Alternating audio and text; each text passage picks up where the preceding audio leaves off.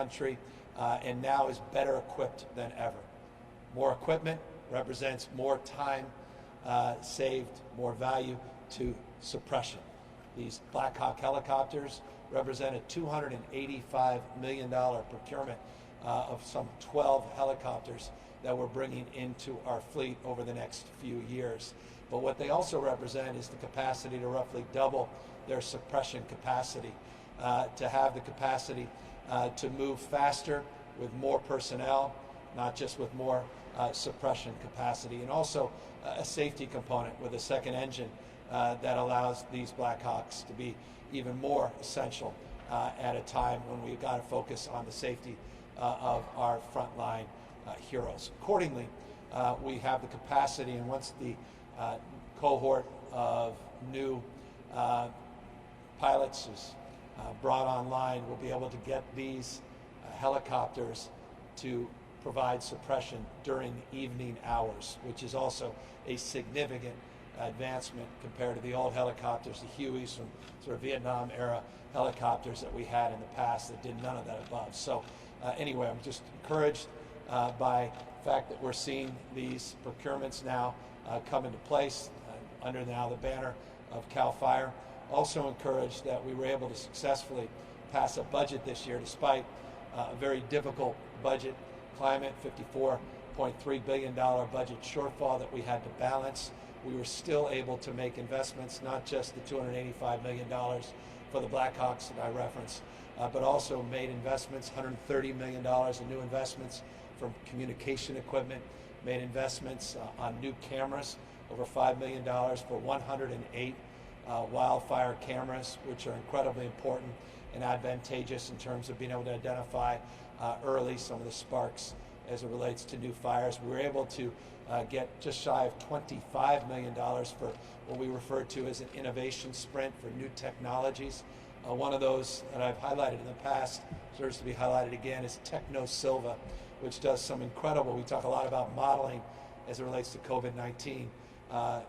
Silva does some incredible wildfire modeling that really helps advantage some of our planning and preparedness work throughout the state of California. Again, all of those additional investments that we were able to make despite the constraints of a very difficult budget year. One of the more important, though, investments we made was an $85.6 million investment to provide a new permanent workforce for CALFIRE. We're adding an additional 172 members, full-time equivalent staff to our team. That is a significant increase. Those are not seasonal workers. That's baseline support for CALFIRE. Again, during a difficult budget season, that was not necessarily something many people anticipated we would be able to accomplish, and that was accomplished because of the leadership of the legislature. I want to thank both the Senate leaders as well as Assembly leaders for supporting these budgets and advancing the collective cause of vigilance to keep us safe and prepare for our wildfire season. So with the additional permanent staff now, additional resources you see behind me in terms of equipment, more sophistication in terms of suppression and tactics based on new technologies that we procured, we believe, despite the fact we've seen an increase with a very dry winter, an increase in the total number of fires, that the team here, Chief Porter, his leadership, entire Office of Emergency Services is up to the task. But I say all that very soberly on the basis of the fact that just in the last 10 years, 5 of the most destructive wildfire seasons we have incurred. I don't need to remind you where we were just 24 months ago, talking about Paradise. And of course, last year, even though it was a below average year in terms of wildfires, it didn't feel like that for people in Southern California or in Northern California, or certainly those directly impacted by the ravages of some man-made disasters, but also Mother Nature. And I am not going to be sheepish. I won't be shy. The hots are getting hotter. The dries are getting drier. The wets are getting wetter. You may call that climate change. You may call that global warming. But one thing we know is our approach to dealing with wildfires has to change and adapt with a climate that is changing very, very dramatically. And so I just want to thank all of those leaders that are assembled here today. Again, some you'll hear from in a moment, for their attention, their stewardship, their faith, and devotion to the cause of wildfire suppression and public safety. First, though, I want to just mention a couple other things before I bring up Tom Porter, our chief, and that is a little bit of update on PG&E, because PG&E plays a role in our efforts here to prepare and suppress wildfires. It goes without saying, none of us were sheepish, none of us were shy in our condemnation and critique about the nation's largest utility, PG&E, that went into bankruptcy. With everything going on, many people may not be aware that PG&E is now out of bankruptcy. We were able to accomplish that before July 1st. But they're coming out a new company. They're coming out with new expectations and ultimately new accountability and responsibility, and a new criteria that if they don't perform, the state of California can intervene in ways we've never been able to with a private utility in the past.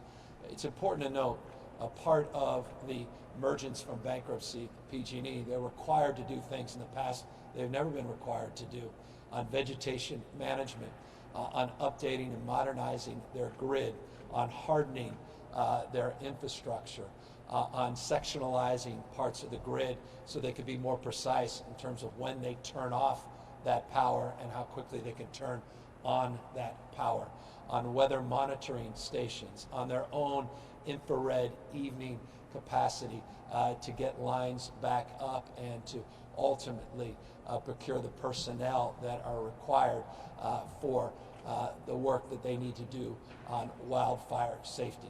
There's a new wildfire safety division. There is a new wildfire safety advisory group made up of experts. The state of California has its own monitor that's currently in PG&E, monitoring their progress to transition. There's a $5 billion obligation that PG&E has to invest, and utilities broadly to invest in hardening their infrastructure, undergrounding wires, and that is a requirement that does not come with a profit attachment, meaning those of you watching don't have to pay the costs associated with the return on the investment of that size that they have in the past typically sought. We have much more aggressive oversight at the Public Utilities Commission, which is the authority that oversees our three large IOUs, our investor-owned utilities, including PG&E. And there's a framework of engagement with a new board of directors. 11 of the 14 members of the PG&E board have been replaced with a new board, a new CEO. All have started with different skill sets and different obligations. As I said a moment ago, just on the PG&E front, we also have a new capacity because of the leadership of, Jerry Hill, among many others. I want to appreciate Senator Hill in particular, though, for his leadership, getting to me just a week or so ago a bill that allows us to take PG&E over if they are not performing on the expectations and the mandates that we have set forward. We have graduated sanctions, graduated oversight, and the capacity to break glass, what we refer to as Plan B, if they simply are not doing their job. So we are about safe, reliable, and affordable service, more oversight, more accountability, more capacity to deliver. I'm not going to overpromise, however, just on the PG&E front, that everything is going to change overnight. It took us decades for PG&E to create the mess that they created, where they ended up in bankruptcy for the second time in the last decade plus.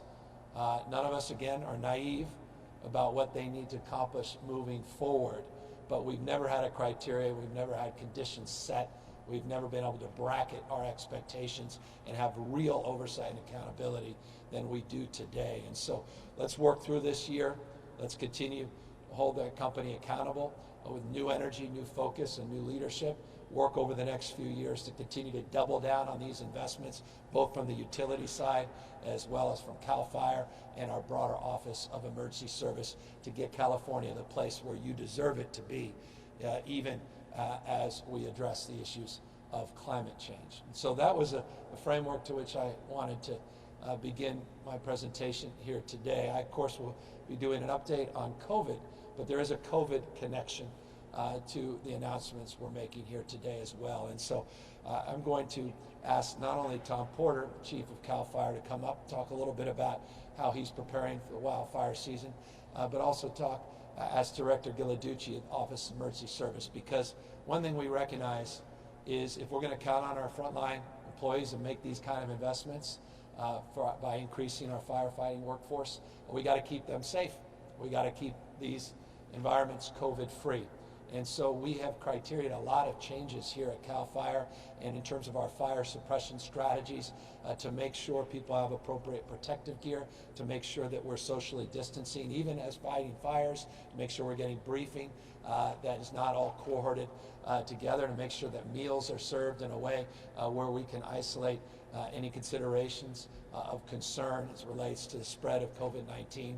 A lot of new protocols, new procedures are in place, both from firefighting, but also from an evacuation perspective in terms of how we shelter and how we do the processing and protocols into our shelters, working with our partners, Red Cross and others, doing temperature checks, making sure, again, that meals are individually boxed, not the kind of meals you'll typically see during evacuations and emergencies, making sure that we are cohorting people and making sure that we have physical distancing in the environments that we're putting up, even if they're temporary environments. So Director Ghilarducci will talk a little bit more about those protocols and procedures that they've been working on for months, new guidelines that they've put out and actually have already utilized based on the existing wildfires that we've been experiencing since January, and talk about how we want to improve upon our efforts as we iterate in this very different environment that we are in. But with that, let me now ask Tom Porter to come up. Chief Porter, talk a little bit more about what he's been doing the last number of months to prepare for this wildfire season. And as I do that and as I walk away, I just want to acknowledge his work on those 35 high priority vegetation management projects that we identified that impact 200 vulnerable communities in the state of California. Their team delivered on all 35.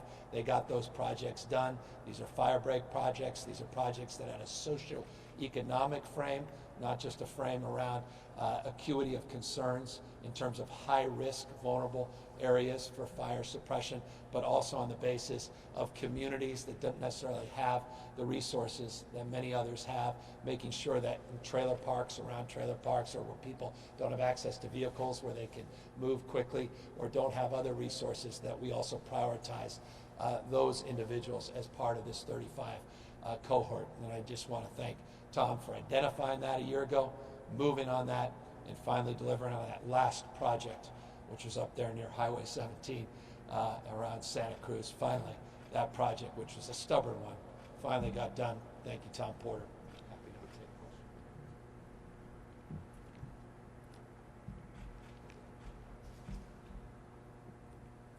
Well, thank you, Governor, and thank you for all the recognition. And it goes without saying that the troops on the ground are the ones that really make this all happen. That is a mix of CALFIRE, Forest Service, BLM, other DOI, Department of Interior agencies, as well as our local government partners that are there every single day putting these fires out and keeping them small, as Governor mentioned. So I wanted to start out with kind of what we're looking at. We are now at the point of turning the corner. We are in peak fire season. That means that fires aren't going to just go out as the sun goes down. They're going to start burning through the night. They're going to start burning into the chaparral or brush-covered landscape. They're going to start burning into the forest. This is the time of year where fires start to get bigger and more difficult to control. So, the resources the Governor mentioned, the CALFIRE Hawk behind me, we have 3 that are ready for water dropping today and getting their crews filled out and deployed to the field. We have the rest that are coming online in the next months and a couple of years. What that means is we'll be able to meet that 95% of the time keeping fires 10 acres or less. And we will work with all of our partners to ensure that that is what we continue to do. What we need from you, the public, is a continued vigilance. We have finished the 35 projects. We are continuing with an additional list of projects that follow that. And we are not going to forget that we need to come back and maintain the 35 projects. So this is an ongoing commitment to you, the public, that we will maintain and look to further that effort that was undertaken in the last year. But we need you also to be vigilant. Identify fires early, call them in. The cameras work great, but sometimes the phone is faster. So call in fires. Note suspicious activity. Just in this calendar year, just 2020, we have already arrested. This is only CALFIRE law enforcement has already arrested 45 arsonists. 45, just in the 7-month period that we're currently in for this year. That is because of tips that come from you, the public. We need to have that information. And then, as we start to respond to fires, and there are evacuations, there's already been evacuations here and there on some of the smaller fires that we've had thus far. Public is starting to see how those are going to go. Director Ghilarducci will give more detail about that. We need you as the public to wear your mask. Your mask is what's going to keep you safe from infections coming into your community, as well as keep our firefighters and emergency responders safe from taking infection out into their population. We really need you to wear the masks, and we're all wearing masks here today. That is my expectation, that my firefighters are doing the same, and that you, the public, are helping us with that messaging. So we will continue to commit to aggressive initial attack. That is the point in time when we can reduce the impact to wildland fire to the greatest extent. If we can keep fires small, we will do everything in our power to do so. That will reduce the impact on the population, on health, and everything that goes along with it. It'll save budget as well. So what you'll hear is me calling for now painting small fires. We need to put as much retardant on the ground around wildfires as possible, as quickly as possible, in order to keep fires small. Retardant keeps fires small by allowing the time to get fire crews in and cut line around. That is absolutely important. It needs to happen on every single fire, regardless of jurisdiction. We will make it happen. We have the air fleet to do so. With that, I'm going to circle back. Our mutual aid partnership here in California is something that the world aspires to. There isn't any place on earth that has the capabilities that are brought together by our community of local government, federal government, and state government working together seamlessly to keep fires small, but when fires get big, to wrap around and make sure that the fire is taken care of as well as the public. With that, I'm going to turn the mic to Director Ghilarducci. Thank you.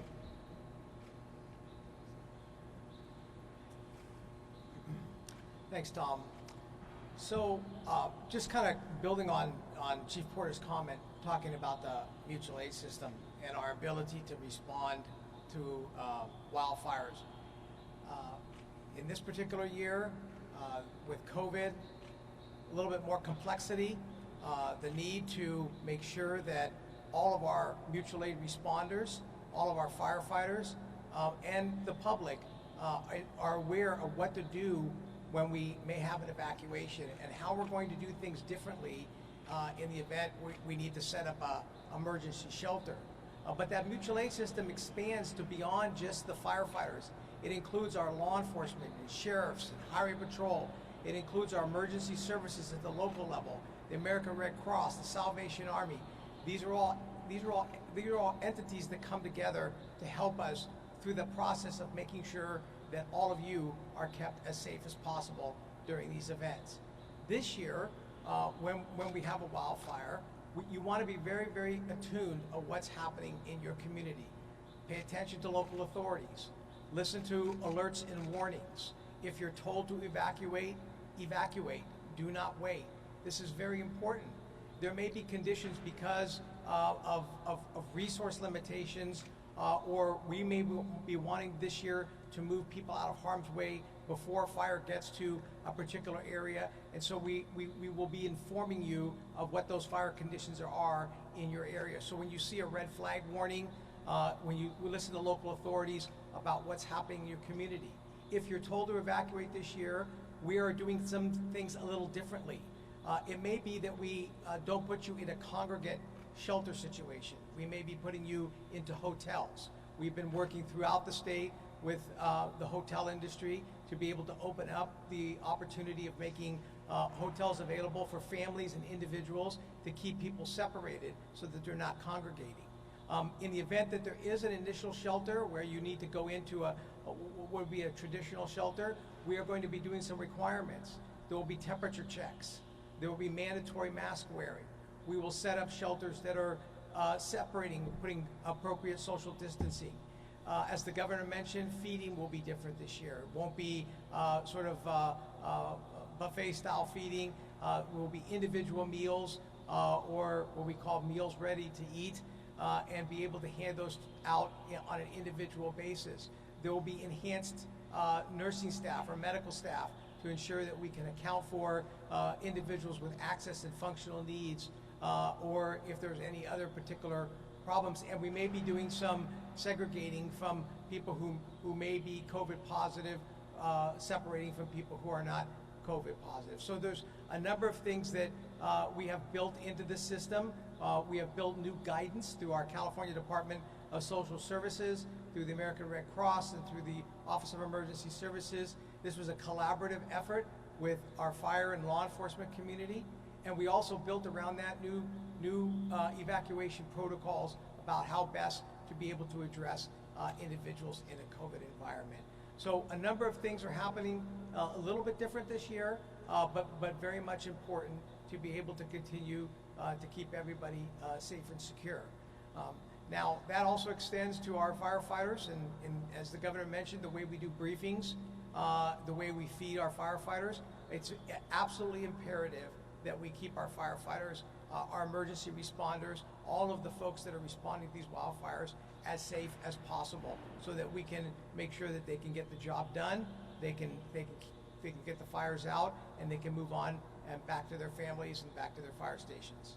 So this year, be aware, listen to recommendations, and also let me just reassure everybody, we're all coming together on this. We've thought it through, but this is a partnership that also includes all of you. It's not just a government issue. It is also a partnership. So please, have a plan, get a communications plan, understand your evacuation routes where you live, have more than one evacuation route should one become blocked, and listen to authorities as they give you their guidelines.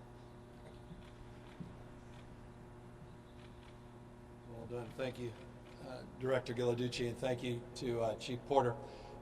One of the things that has occurred with COVID, and that is we've now been impacted in terms of our Conservation Corps and in our partnerships with CDCR in terms of total number of hand crews that we have available because of quarantine, because of people that have been exposed or have been tested positive for COVID. We, as a consequence, are substantially down from where we've been in the past in terms of the total number of total number of hand crews and total number of personnel. These are the critical workers doing that really hard grunt work, just doing the raking and getting down into the dirt and preparing the line for our firefighters. We have 192 crews that we have partnered with CDCR on. Currently, just 94 of them are available. 94 of the 192.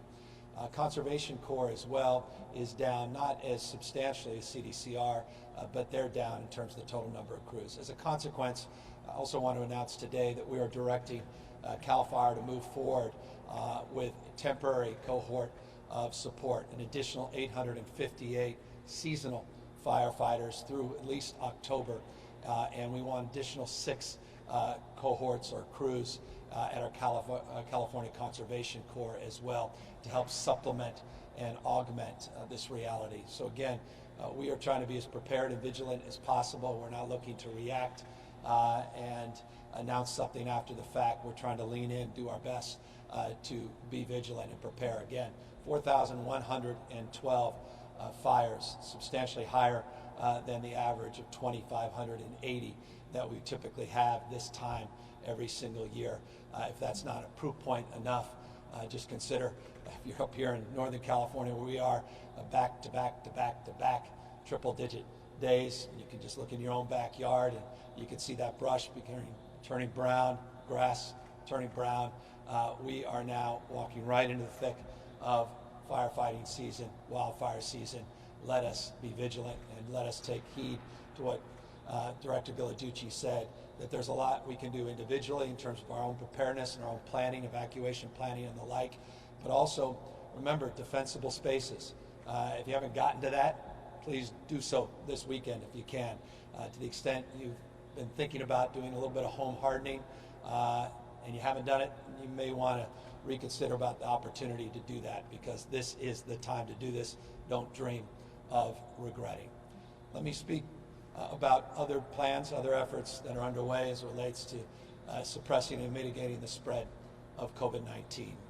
We yesterday are reporting an additional 7,031 individuals have tested positive for COVID-19.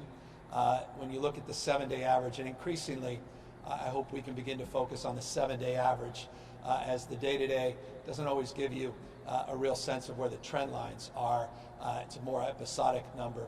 But when you look at the 7-day average, we currently have 8,043 positives that we've averaged over a 7-day period. 7,031 the last reporting day, 8,043, which is the rolling 7-day average. Speaking of 7-day average, we have a 14-day positivity rate that we share with you often. The slides, if any of you tuned into our slide presentations, the 7-day average as well. Both the 14-day positivity rate in the state of California and the 7-day positivity rate in the state of California are at 7.3%. 7.3% positivity rate, both 14 and 7-day average in the state of California. We have lost over a 7-day period. We've averaged 73 lives lost in the state of California, 73 a day. We talked about this on Monday. We saw a weekend where we were down to 6, 20, Saturday 6 on a Sunday. And there's a little bit of lag in some respects on reporting. We had a few folks come in from San Bernardino last night, reports come in from San Bernardino as an example, where they were at 0 and all of a sudden at 21.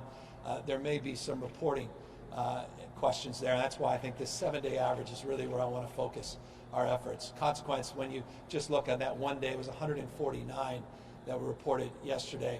But I want folks to take a look at some of the reports that came in from some of these counties. I think it's really more responsible for all of us to share the 7-day average and not focus on 6 one day and 149 a week later. Devastating, each and every one of those 6. More devastating to even contemplate what families are going through, those 149 families that have lost a loved one and what they're dealing with as it relates to a loss of someone near and dear. And it's just a reminder, my gosh, what more reminder do you need? Not only in terms of the spread, transmission of this virus, the ubiquity of this virus, not only throughout the state of California, but increasingly all across this country. But the mortality rates are still front and center and should be in your consciousness. For those that just think that now people are getting it, no one's dying, that is very misleading. In fact, it's fundamentally untrue.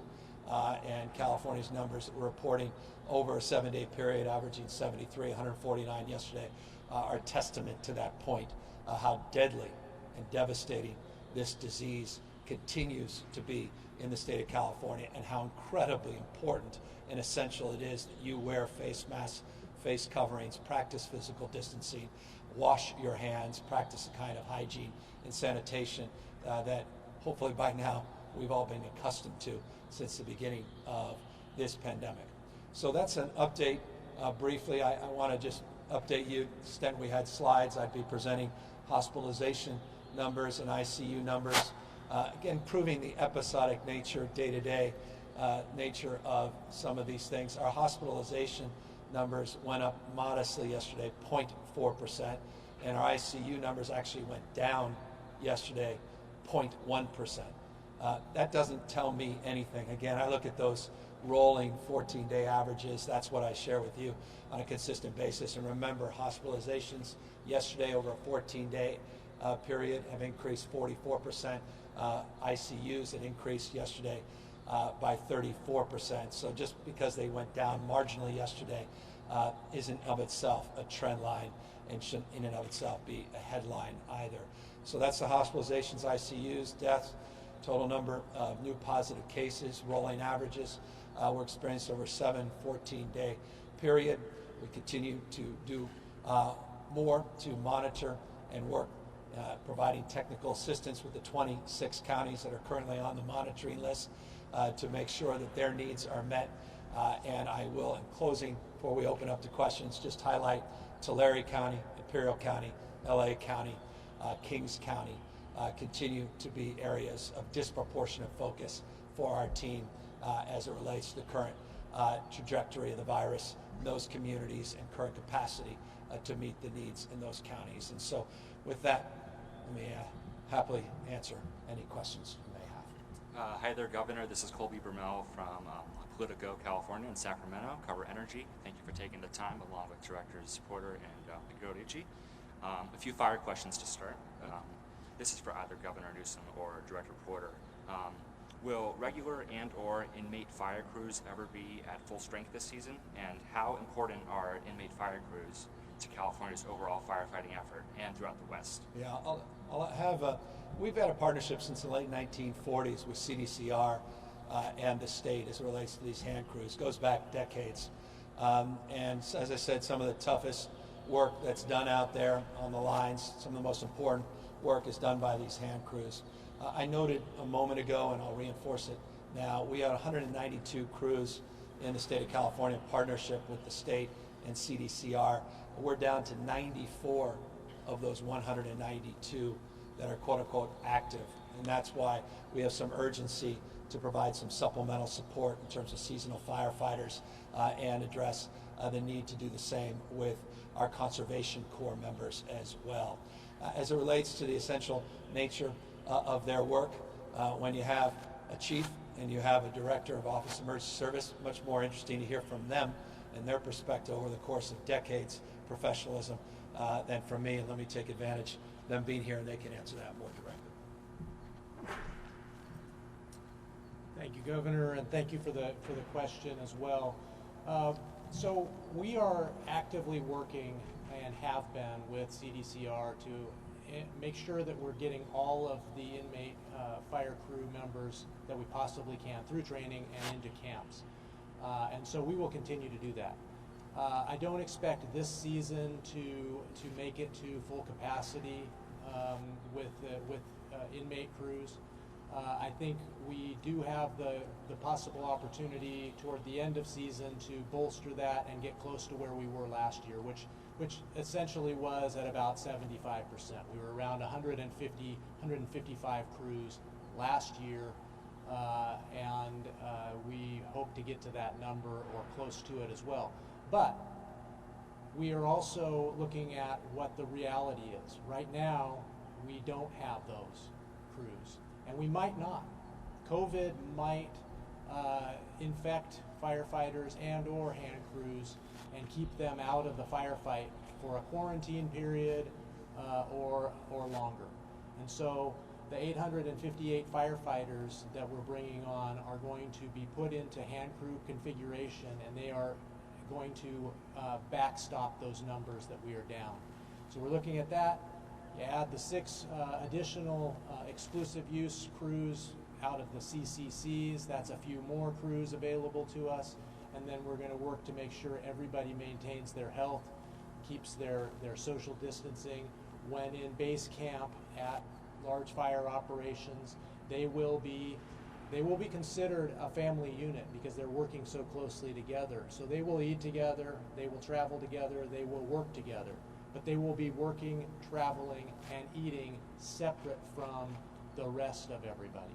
So there will be these family units that you'll see at base camp eating together, potentially not with masks on while eating, but when away from that dinner table, they'll be masked up and working on the fire line or getting R&R that they need in order to remain healthy and keep up the firefight.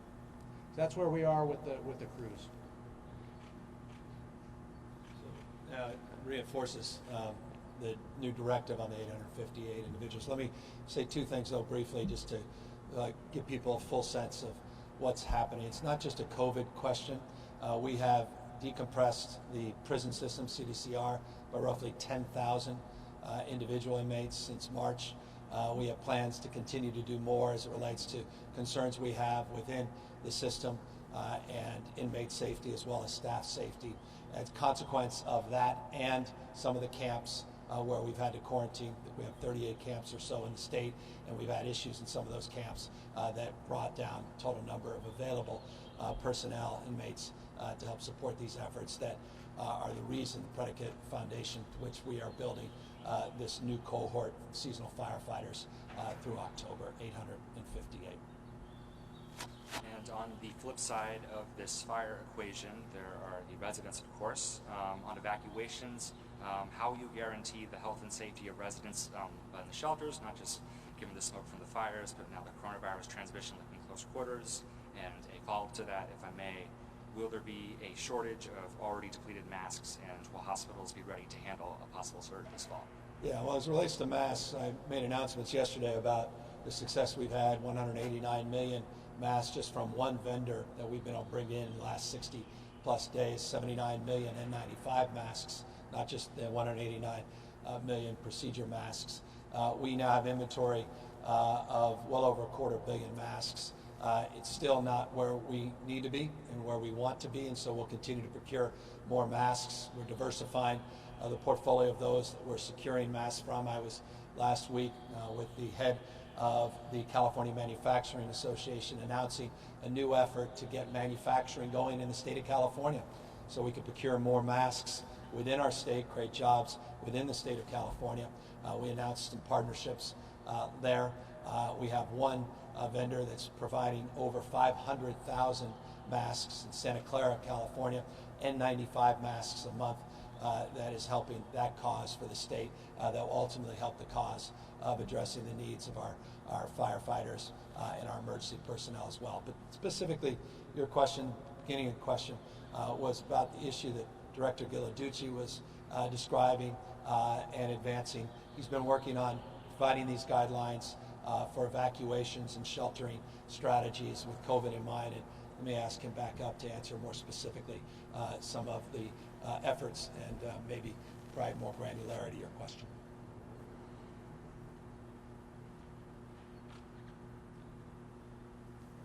So thanks for the question, and I think it really speaks to what we originally talked about different protocols that have been put in place with regards to how we're going to do sheltering this year during the COVID. Look, all of the shelters through the new protocols and procedures that we put in place we're considering the COVID protocols for sheltering, designed to ensure that again, if we're going to be doing congregate sheltering, those shelters are going to be made sure that they are segregated appropriately so that either we're separating positive COVID folks from negative COVID folks. We're going to cohort families, keeping family units together. There will be deep cleaning that will be taking place. Temperature checks will be occurring at these shelters as you come in and get registered.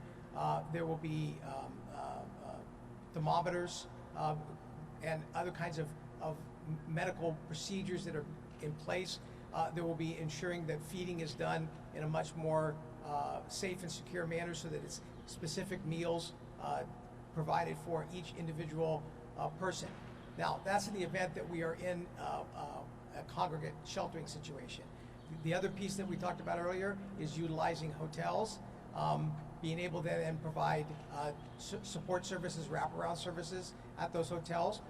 We have been working with the Cal State University system, the community college system, as well as UC in the event that we need to use dormitories, expand the use of facilities, and we have our fairgrounds that we could build out as well. So there are a number of things that we've actually put in place, but let's be clear, there's nothing extremely linear about this. This is always working through the circumstances and the conditions of a particular fire or a particular community will dictate a lot about how we're responding to this. But these are the protocols that we've been putting in place, and we've already used them on at least 3 or 4 fires that we've had in the state, and we've tested the protocols, and we found that the protocols are working very well.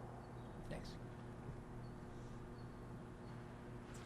Governor Newsom, you just discussed that you're doing some more work on the continued decompression of prisons. Just wanted to get like a status update on that, and just wanted to find out like where these inmates are going, and if you have the authority to even mandate these early releases. Well, we exercise the authority that's afforded us, and I say us because it's a collaborative effort with a federal receiver. I think it's important, people that are not familiar with the state of California and CDCR, our California Department of Corrections and Rehabilitation, that in 2006, the health needs of our prisoners were not being met, and as a consequence, a federal receiver took over the healthcare delivery within the system. That's been in place since 2006.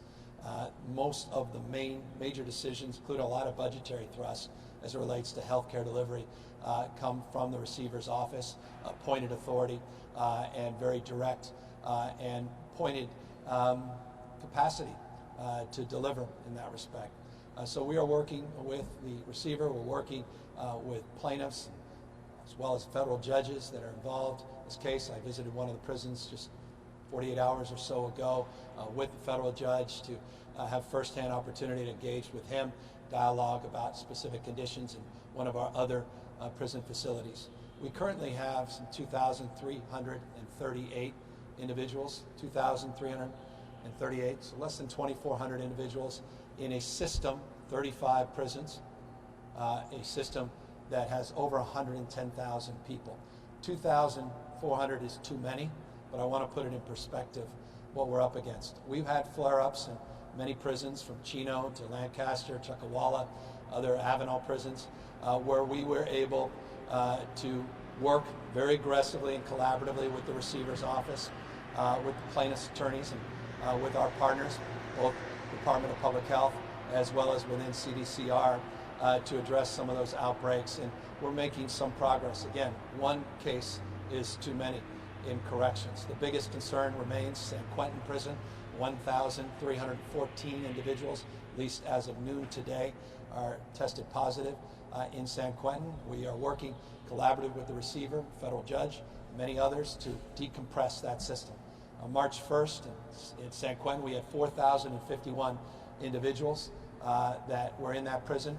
I made point a number of days ago, well over a week ago, that we have a plan within the next few weeks to bring that population down to 3,076. That's phase one, from 131% capacity down below 100% capacity. That will happen. In addition to that, we are looking to decompress San Quentin even more.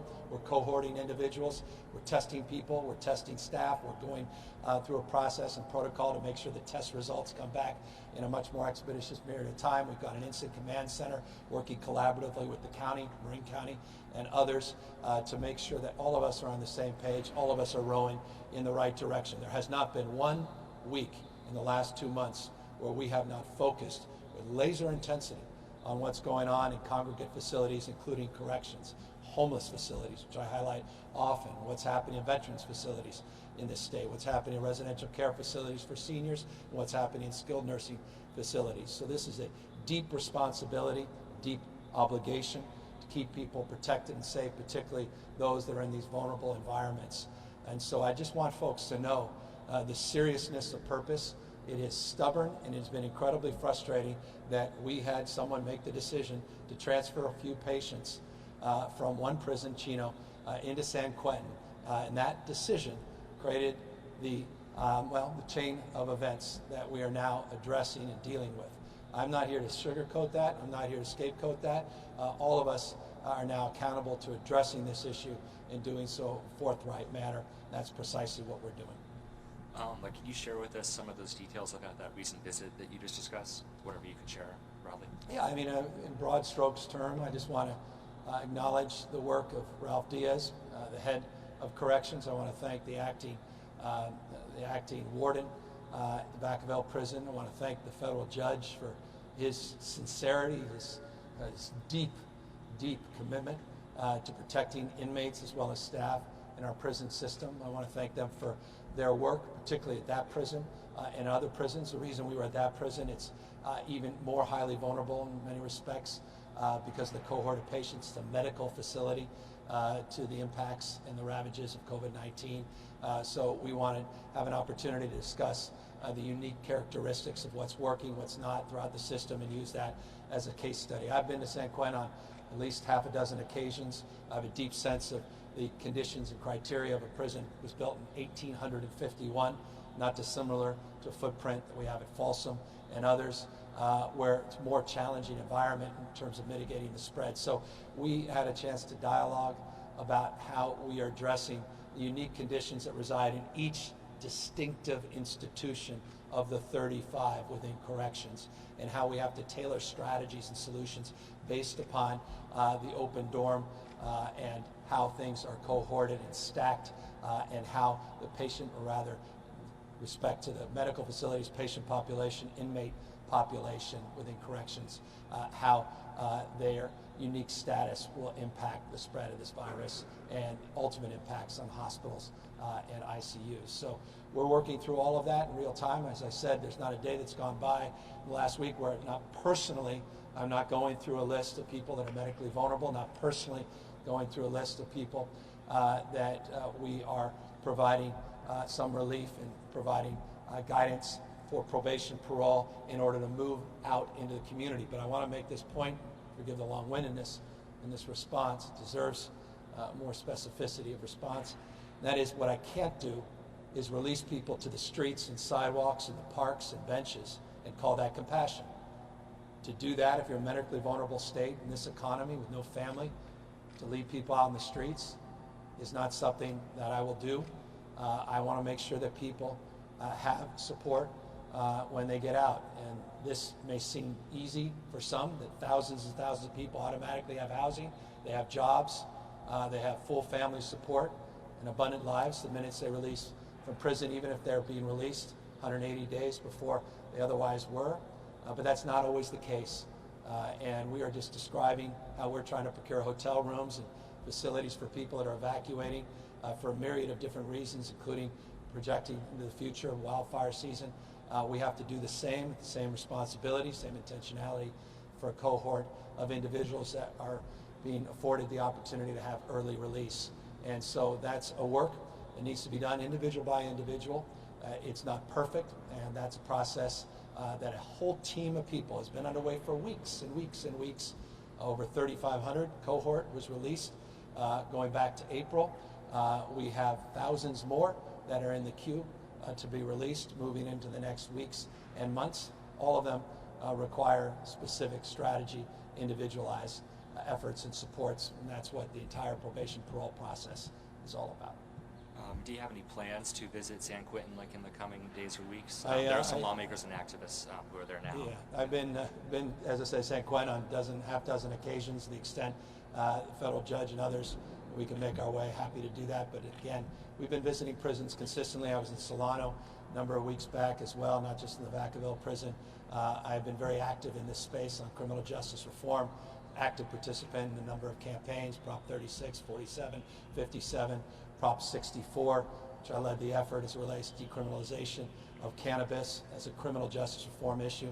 As someone that put a moratorium on the death penalty in the state, one of the first acts I did as a new governor, 11 or 12 months or so ago. And so I take this very personally, and I take deep sense of responsibility in moving people forward, but in a judicious and thoughtful way, and always with a mind on public safety. And I just say that to make this point. Just the other day, someone presented to me a case of an individual, a young child the age of my son, that was strapped up in a closet with duct tape and was killed by a man as he bled out. That's not someone that's high on my list in terms of release. This is serious stuff. It requires a seriousness of purpose.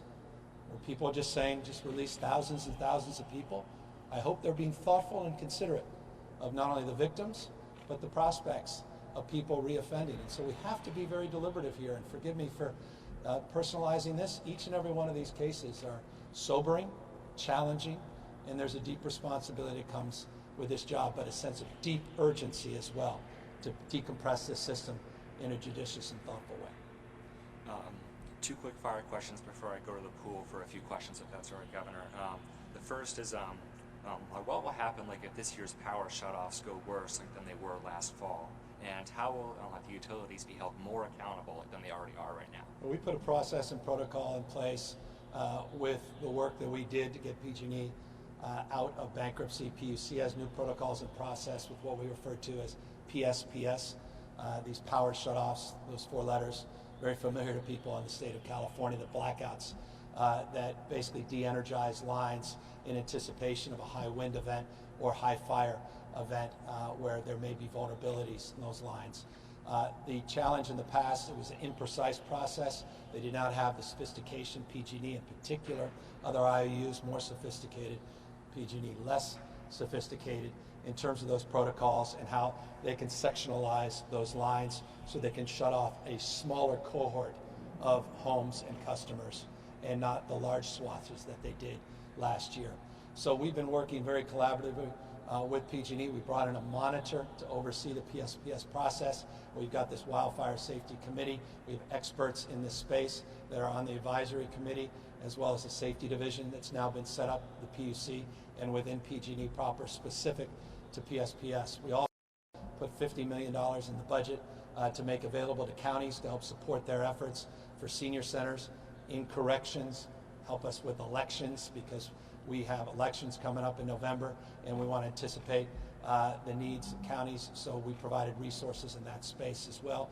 And it is our expectation, it is our absolute firm expectation that we see a diminution in the total number of incidences where PSPS is utilized, and the duration needs to substantially come down as well. And speaking of PG&E, are you personally satisfied with the $4 million fine that the U County court was able to levy, and is that enough of a penalty for those 85 lives that were lost? Yeah, I don't have the benefit of reading the proceedings. I've been fortunately not in a position to answer that kind of specificity that's warranted, as I didn't have a chance to read the briefs as it relates to that particular settlement.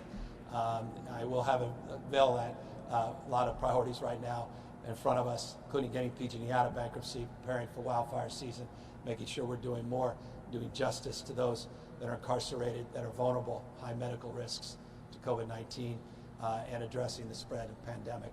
I haven't had an opportunity to read the brief. Okay, thank you. And but several journalists have asked me to ask you that the CTA, California Teachers Association, yesterday said that the state schools are not ready to safely reopen, just as President Trump pressures reopening in the face of the pandemic. The state budget deal said that schools should reopen to the greatest extent possible. What do you say to those teachers that have concerns about PPE and other safety elements? And has your administration provided enough safety for teachers, staff, and students? Yeah, I'd say the same thing I said yesterday, that we need to, it's non-negotiable, need to keep people safe and healthy. We won't go back into institutions that we can't promote the kind of safety and healthy and hygiene that's required, not only to protect our kids, but staff. I made this crystal clear yesterday. That includes not just teachers, includes cohort of support staff from bus drivers to janitors and the like. So it's non-negotiable safety. I appreciated the letter from California Teachers Association. It's a spirit to which we are entering into the next phase of engagement with superintendents and with district leaders all up and down the state to safely reopen our schools. If we can't do that, then we will have to modify how we advance learning. And that other thing that's non-negotiable is we need to teach our kids. It is a default in the budget. You referenced the budget in statute that we prefer in-person education for socio-emotional reasons, not just academic and intellectual reasons. That is the default prioritization. But where that cannot be afforded in a way that safely allows kids to cohort, safely allows kids and teachers to distance, safely allows people to have access to adequate supplies of PPE, the deep sanitation, and the work needs to be done around cafeterias, modifications on assemblies, PE, and the like, then we have made it clear in the language that we provided the legislature, supported by the legislature, that we have $5.3 billion in the budget to address learning loss, to address hybrid models of learning as it relates to the utilization of technology, and making sure that we are doing the distance learning, that we're doing justice to distance learning in a way that's equitable for all kids, not just some kids. And but a quick question about schools as well, and kind of the students' well-being. Do you support the total, like in full, like removal of police from schools? I put language in my budget, advanced language, to consider the fact that we have many schools in the state of California that are increasing their own police departments within the schools, decreasing the number of available counselors to deal with adolescent, not just physical health, but adolescent mental health. I find that rather curious, and as a consequence put language in the budget. It was supported broadly, though amended, by the legislature to advance a concerted effort to tackle this question, to ultimately be able to advance this question in a way that deserved. 1,000+ school districts in the state. There may be appropriate need to have your own police department. May not be in other circumstances where you could have an MOU with your local authorities, or just disband same, put those dollars back in, invest them into the needs of kids in our classroom. And so that will be adjudicated and discussed with a task force that we've created, a work group that we have created in partnership with the Superintendent of Public Education, Tony Thurman, and I look forward to advancing that as we advanced it in the language in the budget that I signed last Monday, and will be advanced in discussions and dialogue over the course of the next number of months. I hear silence. One or two more questions. One more. Okay. Sorry, well, that's I was all going right. to take advantage of that. No, I appreciate your time. You're always very helpful. Had a question from Christine Lazar at CBS2 Los Angeles. She wrote in that her inbox is always being flooded with emails from readers and viewers who haven't received their unemployment benefits, and they haven't been able to get on the phone with folks at EDD. What is being done right now to fix this? And I know that there's being hiring done, but training takes months, and so I just wanted to hear what you would tell with these residents who are in jeopardy of losing their homes. Perhaps a few thousand people have been retrained, a few thousand people have been moved over, temporary assignments, EDD, to deal with the historic backlog, historic number of applications. Some 6.3 million people have filed for unemployment and received it since just March 12th. Since March 15th, we now have distributed over $44.3 billion, $44.3 billion, including just last week, $3.5 billion was distributed through EDD. It's $3.5 billion, but it's not enough. We got to do more. We got to do better. I could sit here and lament about the fact that we had an antiquated system technology that dates back, almost the time San Quentin was being built. That's a bit of a pejorative, but you get the drift.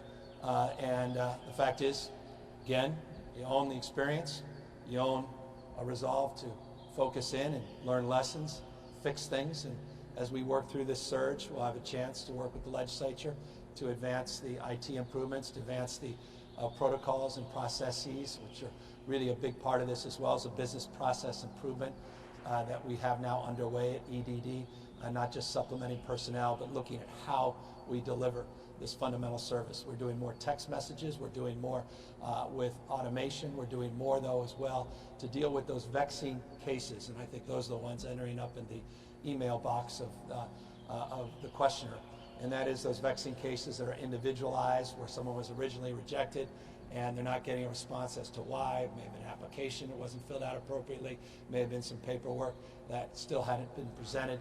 All those cases require individual case managers, and those could be very time consuming. No excuse. We have to do more and do better.